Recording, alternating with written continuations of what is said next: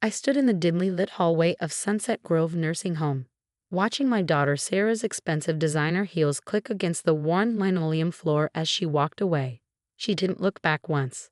The manila envelope containing my reduced circumstances paperwork felt heavy in my trembling hands. Mom's just becoming too much of a burden.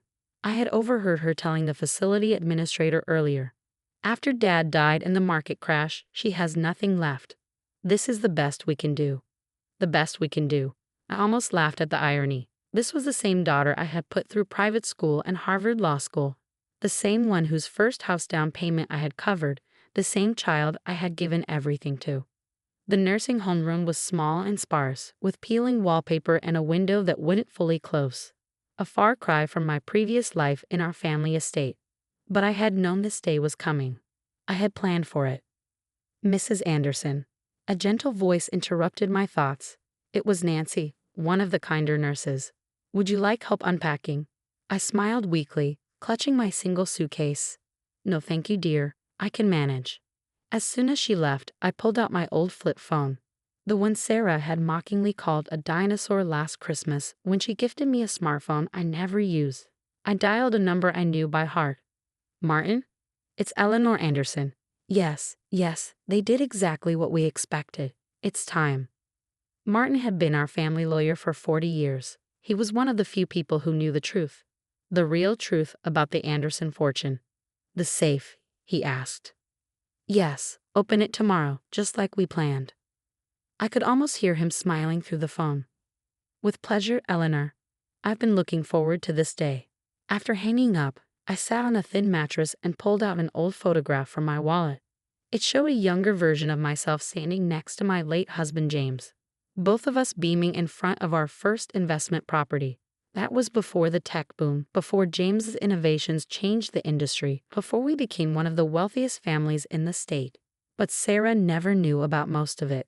We had raised her to value hard work, to earn her own way. Unfortunately, somewhere along the line, she had learned the wrong lessons. The more successful she became as a corporate lawyer, the more she looked down on what she perceived as our simple lifestyle. When James died last year, I played along with her assumption that the market crash had wiped out our fortune. I let her believe I had lost everything. I watched as her visits became shorter, her calls more infrequent, her tone more condescending. Mom, you really should have invested better, she lectured me last week.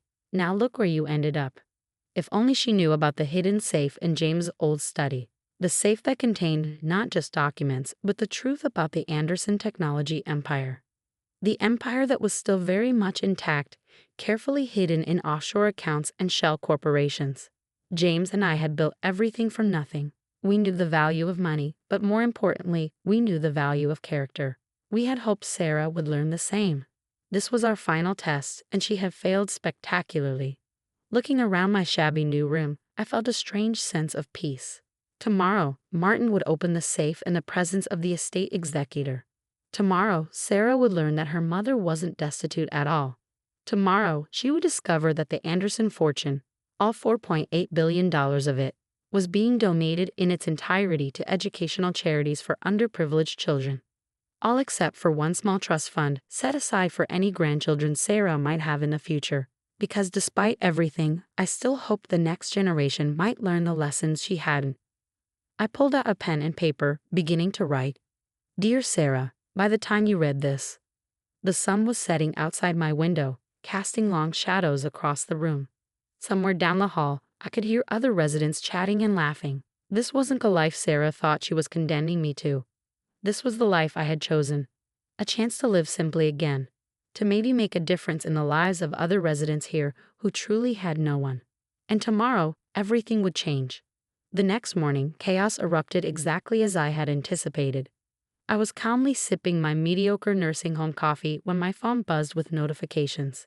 Sarah's name flashed across the screen repeatedly, along with dozens of messages from reporters. But it was Martin's text that made me smile. Safe opened. Documents revealed. She's here now. Quite a show. I could picture the scene perfectly in my mind. Sarah, probably wearing one of her power suits, standing in her father's study as Martin opened the safe she'd never known existed. The look on her face as she realized the truth about her poor parents.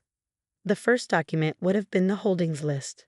Tech companies across 3 continents, real estate portfolios, patents that still generated millions annually. The second would have been the recent bank statements, and the third, my personal favorite, would have been the charity directive, signed and notarized last year. My phone rang again. This time I answered. "How could you do this to me?" Sarah's voice was shrill, unrecognizable. $4 billion? You're giving away $4 billion? 4.8 actually, I corrected calmly. The market's been quite good lately. But I'm your daughter, your only child. You can't just give everything away. Actually, I can. Your father and I earned every penny of it. We can choose what to do with it. But you let me believe you were poor. You let me think. I let you show me who you really are, I interrupted, my voice firm. And you showed me quite clearly yesterday. The line went quiet for a moment. I could hear her breathing, probably trying to compose herself like she did in court. "Mom," she said finally, her voice honeyed now. "We can fix this. I'm sure the paperwork isn't final. I'll come pick you up right now. You can stay in our guest house." "The same guest house you said was too good for me yesterday." I asked quietly. "No thank you, dear. I'm quite comfortable where I am." "Comfortable? It's a dump. I only put you there because I thought. Because you thought I was worth nothing without money," I finished for her. "That's exactly the problem, Sarah. That's why every penny is going to help children who understand the value of education and opportunity better than you ever did." I heard what sounded like papers being thrown. "The press is already calling. Do you know how this makes me look? My own mother in a cheap nursing home while giving away billions. It makes you look exactly like who you are," I replied. "And maybe that's the best lesson I could give you." "I'll contest it," she threatened. "I'll hire the best lawyers." "You can try," I said.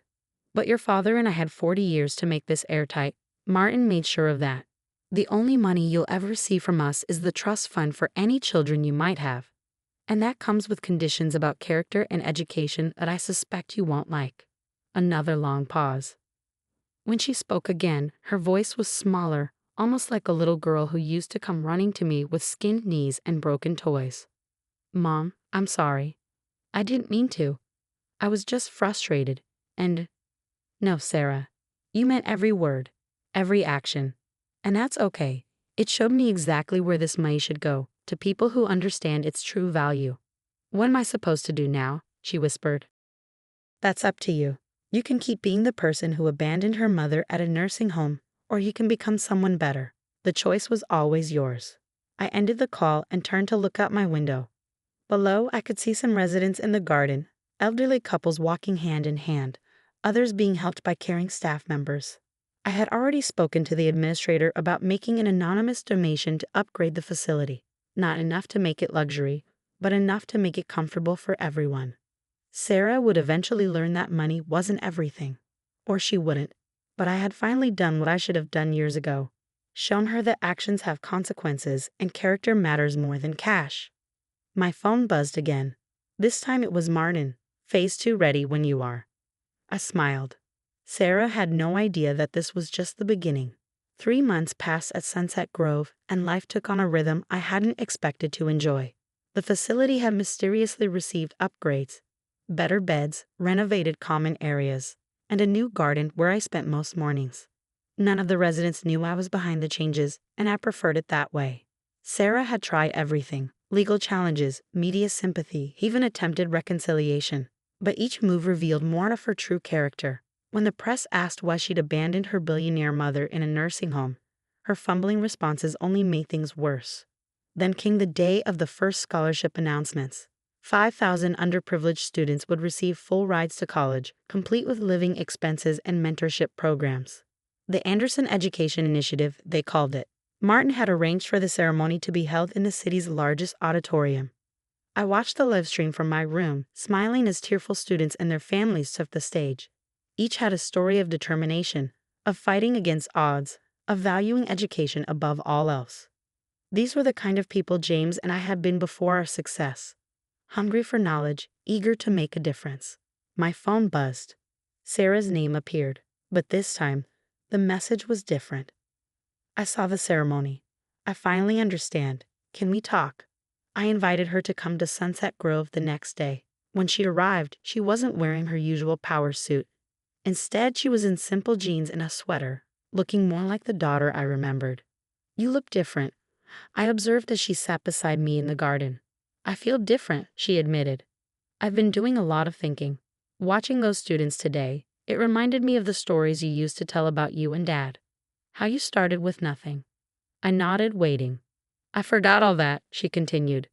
"I got so caught up in status and showing off, in being the successful daughter of supposedly failed parents, I became exactly what you and Dad tried to prevent." "Recognition is the first step," I said quietly.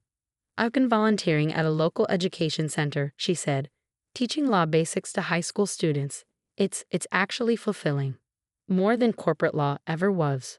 For the first time in months, I saw a glimmer of the daughter I'd raised. "Your father would be proud to hear that." "I'm sorry, Ma, not just for the nursing home, but for everything before that. For becoming someone you had to teach a lesson to." I reached over and took her hand. "The lesson wasn't about punishment, Sarah. It was about legacy. Your father and I didn't build our fortune to create a privileged care. We built it to make a difference." "I understand that now," she said, tears in her eyes. "And I want to help. Not with the money. I know that's gone, and I'm okay with that. But maybe I could work with the foundation. Use my legal experience to help set up more scholarship programs." I smiled, pulling out an envelope I'd been keeping for this moment. "Martin helped me draw up some papers. If you're serious, there's a position waiting for you. Director of Legal Advocacy for the Anderson Education Initiative. But it comes with conditions." "What conditions?" "You'll be working directly with scholarship recipients, living on a normal salary, no special treatment. Think you can handle that?" She squeezed my hand. "I'd like to try." That evening after Sarah left, I called Martin. "Phase 3, I said simply. "Are you sure?" he asked. "The change seems genuine, but James always believed in second chances," I replied. "Let's see what she does with hers." The next day, a small trust was established in Sarah's name.